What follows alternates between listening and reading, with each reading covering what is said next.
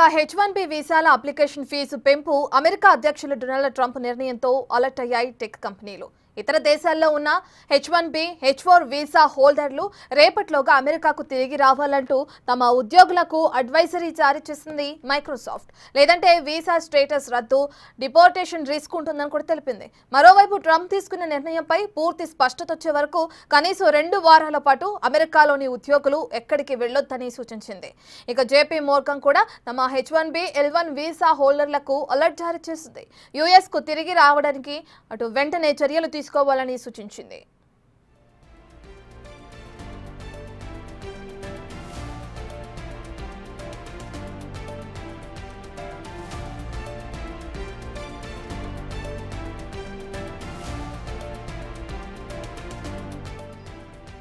అమెరికాకు వెళ్లి ఉద్యోగాలు చేసే వారికి జారీ చేసే H1B వీసాలపై ఏడాదికి $1,00,000 అప్లికేషన్ ఫీజు విధించేలా సంతకం చేశారు డొనాల్డ్ ట్రంప్. దీంతో ఇప్పటి వరకు H1B వీసాకు చెల్లించాల్సిన మొత్తానికి అదనంగా మరో $1,00,000 చెల్లించాల్సి ఉంటుంది.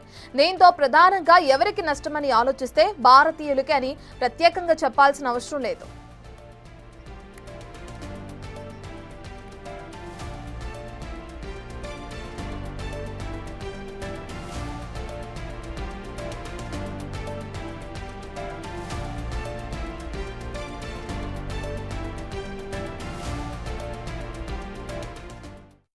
ఇక H1B వీసాల అంశంపై మనతో మాట్లాడడానికి అటు అమెరికా నుంచి లైవ్ లో జాయిన్ అవుతున్నారు అటార్నీ జనేతా రెడ్డి గారు. నమస్తే అండి. నమస్తే అండి. H1B వీసా కావాలంటే $1,00,000 కట్టాలన్న ట్రంప్ నిర్ణయం మనందరికీ తెలిసిందే. అంటే ఇది మన వాళ్ళపై ఎలా ఉంటుంది అనుకోవచ్చు? అంటే ఇప్పుడు ప్రస్తుతానికి అంటే ఇది ఫ్రైడే రోజు ఈవినింగ్ అంటే యుఎస్ టైం ప్రకారం ఇష్యూ చేయబడింది ప్రొక్లమేషన్. సో డెఫినెట్ గా అంటే ఓన్లీ భారతీయులే కాదు, ప్రపంచంలో ఉన్న అంతా H1Bs కి ఇది ఎఫెక్ట్ అవుతుంది.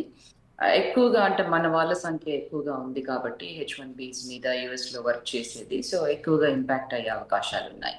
సో దీన్ని బట్టి ఏంటి అంటే ఇప్పుడు ఎవరైతే బయట ఉన్నారో out side the United states, so వాళ్ళు వెంటనే రావడానికి ట్రై చేయాలి. అండ్ ఎవరైతే ఇన్సైడ్ ద యునైటెడ్ స్టేట్స్ లో ఉన్నారో అట్లీస్ట్ వాళ్ళు అంటే కొంతకాలం పాటు బయటకి అవుట్ సైడ్ ట్రావెల్ చేయకూడదు.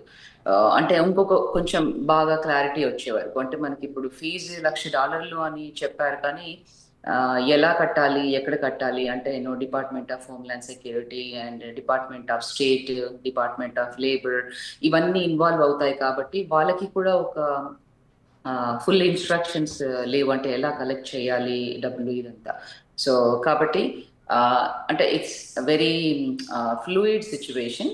బట్ హవెవర్ ఎవరైతే బయట ఉన్నారో డెఫినెట్ గా వాళ్ళు లోపల రావాలి ఇమీడియట్ గా యునైటెడ్ స్టేట్స్ లోకి. అండ్ ఇది 21 సెప్టెంబర్ నుంచి అంటే సండే నుంచి అమల్లోకి వస్తుంది. దీంతో కొంత బాగానే ఇంపాక్ట్ అవుతుంది, ఎందుకంటే బిగ్గర్ కంపెనీస్ అఫోర్డబిలిటీ తక్కువగా $1,00,000 అన్నప్పుడు, సో చిన్న కంపెనీస్ కి ఎక్కువగా బర్డెన్సమ్ అవుతుంది ఈ పర్టికులర్ ఫీజు. జనేత గారు, ఇప్పుడు ఏదైతే పెంచిన $1,00,000 ఉన్నాయో వాటికి సంబంధించి అసలు ఎంతవరకు అవసరం ఉంటుంది అనుకోవచ్చు అంటారు? అంటే $1,00,000 పెంచడం ఎంతవరకు కరెక్ట్ అనుకోవచ్చు?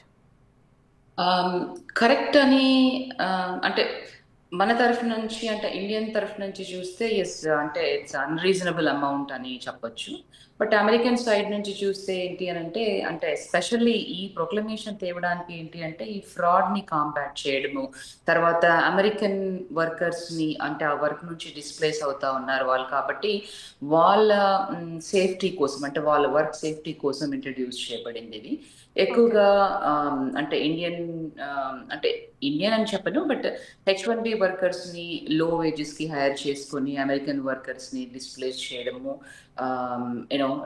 వాళ్ళు అమెరికన్ వర్కర్స్ ఈ H1B వర్కర్స్ ని ట్రైన్ చేయడం, వాళ్ళు వెళ్ళిపోయేటప్పుడు ఎక్కువగా అంటే ఈ యొక్క H1B ప్రోగ్రామ్ అనేది ఇంట్రడ్యూస్ ఎందుకు చేయబడింది అని అంటే ఎక్కువగా స్కిల్డ్ వర్కర్స్ యునైటెడ్ స్టేట్స్ లోకి వచ్చి ఆ పర్టికులర్ స్టెమ్ దాంట్లో ఐటీలో చేయడానికి అనమాట. సో అంటే ఈ తక్కువ వేజెస్ కి హైర్ చేసుకొని అమెరికన్ వర్కర్స్ ని వాళ్ళు ఉద్యోగాలు లేకుండా అయిపోవడము అనేది, అండ్ ఎస్పెషల్లీ ఎక్కువగా ఫ్రాడ్ ఇన్వాల్వ్ అయి ఉంది, చాలా అబ్యూస్ చేశారు ఈ H1B ప్రోగ్రామ్ ని అనేది ఈ ప్రొక్లమేషన్ లో పేర్కొన్నారు మనకి స్పెసిఫిక్ గా. సో దానివల్ల ఏంటి అని అంటే ప్రెసిడెంట్ ట్రంప్ ఎందుకు ఈ ప్రొక్లమేషన్ ఇష్యూ చేశారని చూస్తే to safeguard American workers, అంటే ఈ ఫ్రెష్ గా గ్రాడ్యుయేట్ అయ్యే అమెరికన్ స్టూడెంట్స్ ఎవరైతే ఉంటారో వాళ్ళకి ఉద్యోగాలు రావడం కోసము, వాళ్ళని హైర్ చేసుకోవాలి కంపెనీస్ అనే ఉద్దేశంతో తీసుకురావడం జరిగింది ఈ ప్రొక్లమేషన్.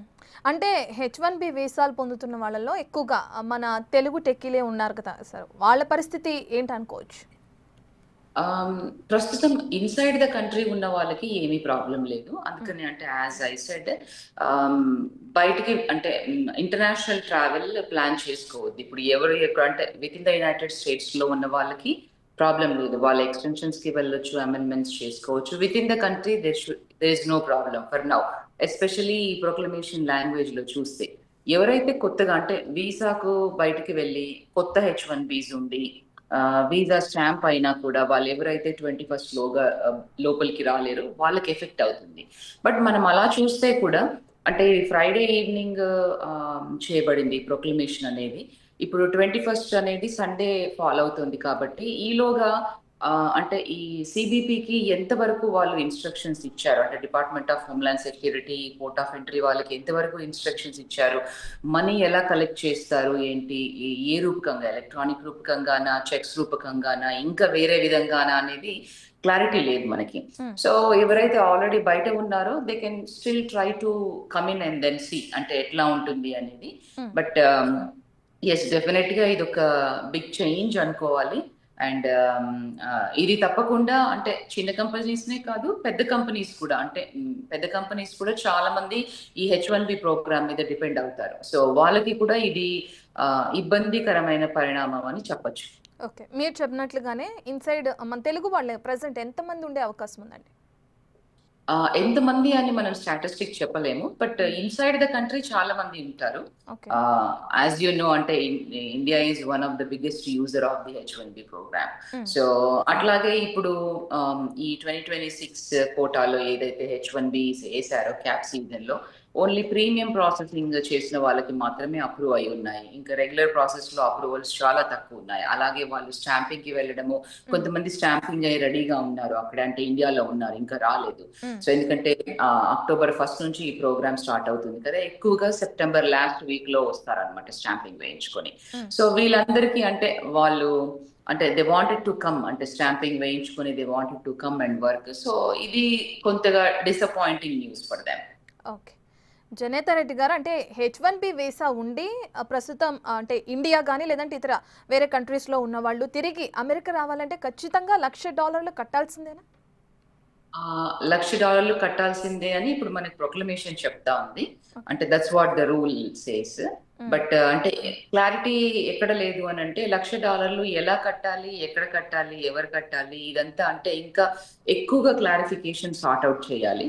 సో మనకి అంటే ఇది వీకెండ్ లో వచ్చింది ఇక్కడ యునైటెడ్ స్టేట్స్ లో కాబట్టి by mid of the week మనకి ఎక్కువగా క్లారిటీ వచ్చే ఛాన్సెస్ ఉంటాయి. ఇంకా మోర్ అంటే ఇన్స్ట్రక్షన్స్ ఇచ్చే ఛాన్సెస్ ఉంటాయి, పర్టికులర్లీ పేయింగ్ ఈ ఫీజ్కి. ఓకే, అంటే ప్రెసెంట్ రూల్స్ని బట్టి చూస్తే కొత్త కొత్త రూల్స్ వస్తున్నాయి. ఫ్యూచర్లో అమెరికాలో జాబ్స్ మన వాళ్ళకి అందవని చెప్పొచ్చా? అందవు అని చెప్పలేము, బట్ స్టిల్ అంటే ఈ పర్టికులర్ ప్రొక్లమేషన్ ద్వారా వాళ్ళు ఏంటంటే అసలు మనం అంటే వెనక్కి వెళ్ళి చూస్తే H1B ప్రోగ్రామ్ ఏంటి అని అంటే ఇక్కడ అమెరికన్స్ చేయలేని వర్క్ ఏదైతే science, technology, engineering, math, IT రంగాల్లో ఉన్న జాబ్స్ ఇక్కడ అమెరికన్స్ చేయలేకపోవడం వల్ల ఇతర దేశాల నుంచి ఈ ప్రోగ్రామ్ ద్వారా తీసుకొచ్చి వాళ్ళతో ఆ వర్క్ తీసుకోవాలనేది ఉద్దేశం ఈ H1B ప్రోగ్రామ్. సో ఇప్పుడు ఈ ప్రొక్లమేషన్ ద్వారా ఏంటి అని అంటే వాళ్ళు ఎక్కువగా అమెరికన్ వర్కర్స్ ని తీసేసి ఈ H1B ప్రోగ్రామ్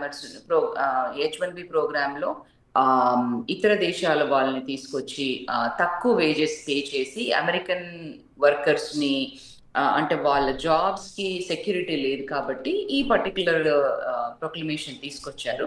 బట్ స్టిల్ ఒక ఎగ్జంప్షన్ కూడా ఉంది మనకి ప్రొక్లమేషన్ లో, ఒకవేళ నేషనల్ ఇంట్రెస్ట్ లో ఉంటే ఒక ఎగ్జంప్షన్ ఇస్తాము అని అంటే ఆ రిసోర్స్ కి అంత ఇంపార్టెన్స్ ఉంది అంటే వాళ్ళు చేసే వర్క్ అట్లా నేషనల్ ఇంట్రెస్ట్ లో ఉండి and then if 100K is nothing for the company to pay specifically for this resource, especially ఇప్పుడు మీరు AI చూస్తే how much they are offering. So ఇట్లాంటి వాళ్ళకి I mean it might be a good one, because అంటే less people అంటే ఇట్లా లాటరీలో ఉండి people అందరూ ఎక్కువగా నంబర్స్ లో అంటే 1:2 1:3 ఇట్లా H1Bs వేస్తా ఉన్నారు కదా. సో తక్కువగా క్రీమీ పీపుల్ ని కావాలని కోరుకుంటుంది ఇప్పుడు అమెరికా. అంటే ఇప్పుడు యుఎస్లో జాబ్ చేస్తున్న వాళ్ళు ఎవరైతే ఉన్నారో, అంటే ఇండియా నుంచి మాత్రమే కాదు ఇతర కంట్రీస్ నుంచి చేస్తున్న వాళ్ళు ఎవరైతే ఉన్నారో అక్కడ ఉండాలంటే ఏం చేయాలంటారు? ఇక్కడ ఉండాలి అని అంటే ప్రస్తుతానికి they should not travel out side the country. So H1B మీద ఎవరైతే ఉన్నారో ఇన్సైడ్ ద కంట్రీ ఉన్న వాళ్ళకి అంటే ప్రొక్లమేషన్ లో మనకి స్పెసిఫిక్ లాంగ్వేజ్ లేదు ఇప్పుడు. అంటే ఇన్సైడ్ ద కంట్రీ ఉన్న వాళ్ళకి ఎఫెక్ట్ అయ్యే ఛాన్సెస్ లేదు, ఎందుకంటే అలాంటి లాంగ్వేజ్ లేదు ఇష్యూ చేసిన ప్రొక్లమేషన్ లో. సో ఇన్సైడ్ ద కంట్రీలో ఉన్న వాళ్ళకి పర్వాలేదు, అంటే వాళ్ళకు ఎక్స్టెన్షన్స్ చేసుకోవచ్చు, వేరే లొకేషన్స్ కి మూవ్ అయినప్పుడు అమెండ్మెంట్స్ కూడా చేసుకోవచ్చు వాళ్ళు. సో దానికి ప్రాబ్లం లేదు. బట్ కొంచెం అన్సర్టైన్ సిచ్యువేషన్, ఇంకా మోర్ క్లారిటీ వచ్చే వరకు. ఆ తర్వాత ప్రొక్లమేషన్ ఇంకా కూడా అంటే మనకి ఈ కమింగ్ అప్ H1B మార్చ్ 2026 లో ఈ ప్రోగ్రామ్ ఎలా ఇంప్లిమెంట్ అవుతుంది దీన్ని బట్టి ఇంకా ఎక్కువ సజెషన్స్ తీసుకుని, ఎందుకంటే ఈ ప్రొక్లమేషన్ ఓన్లీ టెంపరరీ 1 year అని చెప్పారు. సో పర్మనెంట్ గా అంటే ఈ ఇన్పుట్స్ తీసుకున్న తర్వాత ఇంకా డిపార్ట్మెంట్ ఆఫ్ హోమ్లాండ్ సెక్యూరిటీ సెక్రటరీతోని ఎక్కువగా ఇన్పుట్స్ తీసుకొని, లేబర్ డిపార్ట్మెంట్ వాళ్ళతోని ఎక్కువగా ఇన్పుట్స్ తీసుకొని వర్క్ చేసి మేబీ పర్మనెంట్ చేస్తారా, we don't know that. So అంటే యాజ్ ఐ సెడ్ ఇది జస్ట్ అంటే మనకి ఒక వీకెండ్ లో నిన్నే వచ్చింది యుఎస్ టైమ్ లో, కాబట్టి we just have to wait and see for more clarity, more inputs and how it unfolds. Okay, అంటే జనేతా రెడ్డి గారు, ట్రంప్ తీసుకున్న ఈ నిర్ణయం ఏదైతే ఉందో దానిపై అటు కంపెనీలు లీగల్గా ఫైట్ చేసే అవకాశం ఏమైనా ఉందా? పాసిబిలిటీ ఉంది, అంటే కోర్టులో పాసిబిలిటీ దట్ దిస్ ప్రొక్లమేషన్ కోర్టులో ఎండప్ అయ్యే సిచ్యువేషన్ కూడా ఉంది. సో కోర్టులో విత్ స్టాండ్ అవుతుందా, వి నెవర్ నో. సో ఇంతకు ముందు మనం చాలా ప్రొక్లమేషన్స్ చూసాం, అంటే కంట్రీ బ్యాన్స్ లో ఉన్నప్పుడు అప్పుడు కూడా కొన్ని విత్ స్టాండ్ సర్వైవ్ అవ్వలేదు proclamations. So it's all the matter of అంటే taking it to the court, what judge says, whether it will withstand, we have to wait and see on that. Right, అంటే ఇప్పుడు ఖచ్చితంగా మీరు చెప్పినట్లు ఏదైతే Trump ఆదేశించారో inside ఉన్న కంట్రీలో inside ఉన్న వాళ్ళకి ఎలాంటి ఇబ్బంది ఉండదు, అవుట్ సైడ్ నుండి వచ్చే వాళ్ళకి ఎక్కువగా ఇబ్బంది కలిగే అవకాశం ఉందంటారు. That is correct. ఎవరైతే అవుట్ సైడ్ ఉన్నారో, ఆల్రెడీ స్టాంపింగ్ ఉన్నారో, 21st లోగా if they can make it to travel to the United states, make it inside the country, that will be good for them. ఒకవేళ అంటే అవుట్ సైడ్ ఏమైనా travel చేయాలన్నా ఇప్పుడు ఏదైతే నిర్ణయం తీసుకున్నారో ట్రంప్, దానివల్ల ఎంతవరకు ఇబ్బంది కలిగే అవకాశం ఉంటుంది అనుకోవచ్చు? డెఫినెట్ గా, అంటే ఎస్పెషల్లీ అంటే ఇప్పుడు ఎమర్జెన్సీ సిచ్యువేషన్స్ వచ్చినప్పుడు, లెట్స్ సే ఫర్ ఎగ్జాంపుల్ అంటే ఇప్పుడు ఒక one of the family members serious conditions లో ఉండేది, or if they lost family member, so అలాంటప్పుడు వాళ్ళు ట్రావెల్ చేయలేకపోయే అవకాశాలు ఉంటాయి, ఎందుకంటే మళ్ళీ వచ్చేటప్పుడు ఈ ఫీజ్ పే చేయాలన్నప్పుడు. దట్ ఈస్ వెరీ డిసప్పాయింటింగ్, ఎందుకంటే ఫ్యామిలీలో ఒకరిని లూజ్ అవ్వడము, వాళ్ళని చూసుకోలేకపోవడము అనేది it impacts them a lot life long. అది అంటే ఆ గిల్ట్ ఉంటుంది వాళ్ళకి life long. That is one thing that people always worry. Right, thank you Janetha Reddy garu, thanks అండి ఫర్ ది ఇన్ఫర్మేషన్.